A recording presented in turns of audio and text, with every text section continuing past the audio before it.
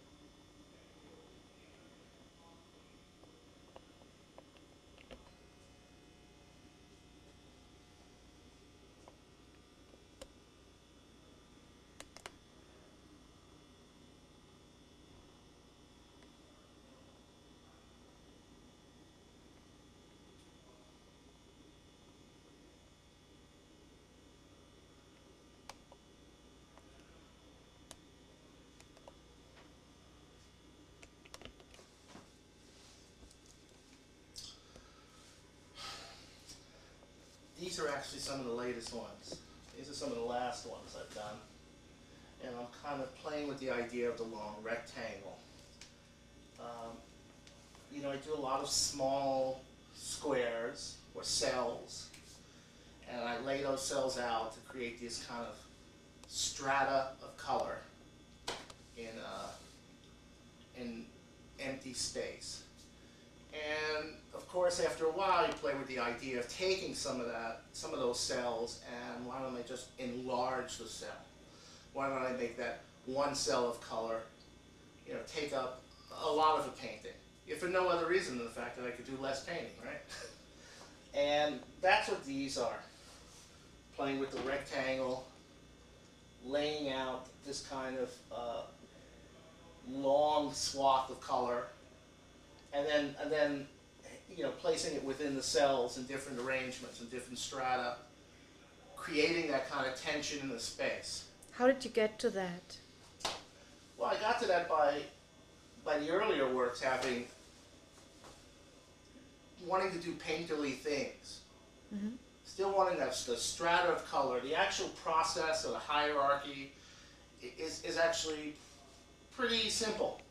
And it comes out of people like Mondrian, where the placement of this kind of saturated, this type of color in an empty space creates a tension. This is basically, that tension is what you really want, what this is really about. To say that tension. When you see that Richard Serra sculpture and it takes your breath away for a second, that's a tension being created. So the idea is to create a tension in the space. So then the question becomes, how do you want to create that? And that's where one gets to do all their painterly ideas. For me, the idea of just painting these cells next to each other is just, that kind of works for me. I mean, I could make a line across, but that just is not interesting enough and doesn't create enough tension. Also, the idea of color and especially mark making is very, very important to me. I'm hoping it's not quite fetish-like, but I do want that to create that kind of rhythm and, once again, tension in a field of color. I mean, to me, I guess, it's like painting is this language where we only have a few words and we have a very short alphabet, maybe 2 or 3 letters to create those words. And those letters usually fall under mark making, color. You were telling me once something about you studying Buddhism. Does that have anything to do with the color? Because, I mean, you live in a city that's very gray. So where does this color come from? I think I always had a kind of an aesthetic for this kind of, I mean, Buddhist art temple walls, 17th and 18th century Indian painting, uh, even Oriental rugs, all the people in modernism who were influenced by those things, you know, people like Schwitters, people like Cornell, uh, these people, this stuff is always saying to me. It's always meant a lot to me. Um, I don't think it's a cute palette, you know. There might be an eye candy sort of thing created because it is colorful, and I don't think I'm scared of color. But I want a kind of sophisticated, high aesthetic kind of color. I don't want to just open a tube of paint and apply color just for that. So how do you work The it? Buddhists, it just turns out that the idea of achieving a calmness or centering oneself through color and gestures. I think it's the gestures in Buddhism that always attracted all the abstract expressionists, for example. Plus the idea, which is in a lot of religions, of light coming out of darkness, the idea of overcoming death. These are just universal ideas. And I keep doing this, but there's a certain gesture that's done in Buddhist art, that's done in art by people like Pat Stair, by de Kooning, by Rothko, even the gesture that seems to come from the center of one's chest. And that's what a light trying to escape from the darkness kind of does for me. So it becomes, in addition to that feeling, it also becomes a very practical part of the painting. It's almost like the part where one takes a breath or draws a breath and lets the air out. And within a painting, especially this type of painting, where you're constantly creating these tensions and you're creating this strata of color, you need a place in it where you kind of exhale. And in fact, that's kind of like, very often there's a burst. It's very often a red, where I'll just kind of go pop in one of these cells.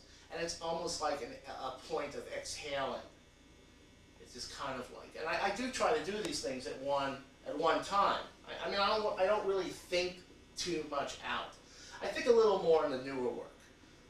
I am making the decision to put this long rectangle, for example.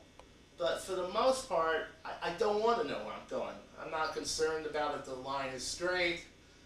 And it wouldn't matter because it's very hard for me to do a straight line anyway. A ruler is just no help in my hands. But I'm really not concerned with those things. I want to paint these colors. I want to create this swath or this strata of color in kind of one breath. Where did you come from? What did you do before that?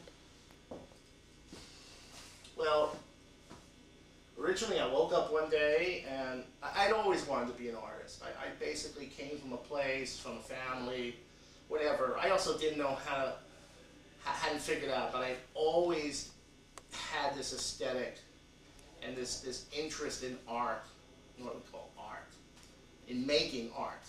Stuff was always important to me. I mean, even as a kid, you know, the arrangement of rocks could bother me. I went to the beach.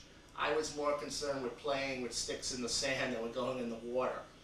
These things have always mattered to me. When in my teens, I was always going to art galleries in New York. I was always going to shows. Paintings, you know, they said something to me. I knew they were important. A lot of people didn't think they were that important, but I always thought they were. And in my late 30s, I finally just felt I had to figure out how to do some sort of art. And I started out as a welder. I started out as a sculptor because I thought, well, that I could probably do. I could probably assemble. I didn't know how to do painterly things yet, or at least I didn't know I knew how. And I woke up one day and I told my wife, Jane, I've got to learn how to weld.